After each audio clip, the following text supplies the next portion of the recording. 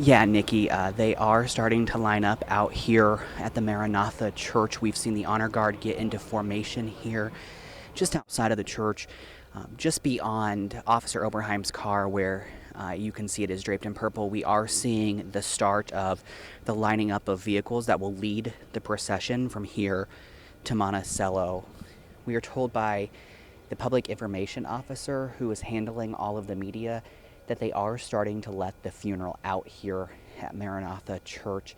And then it will be a long procession. Outside of the church, you will see family, friends, loved ones, law enforcement making their way out of the funeral home now. The group walking out now appears to be the Monticello High School softball team.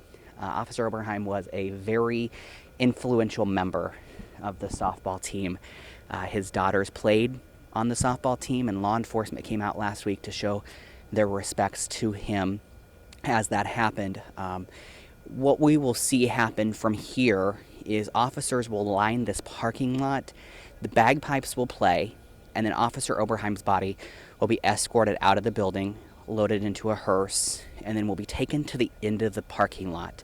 He will wait at the end of the parking lot for all of the officers that are inside to come out, get into the vehicles here, and then they will escort Officer Oberheim's body to Monticello. We know hundreds of people will take part in that.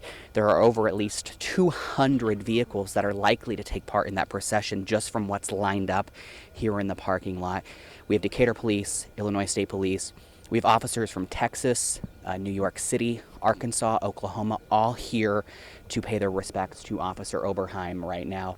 Again, this is just beginning to be the start of what will be that procession, as Officer Oberheim will make his final ride to Monticello, where he will be buried at the Township Cemetery.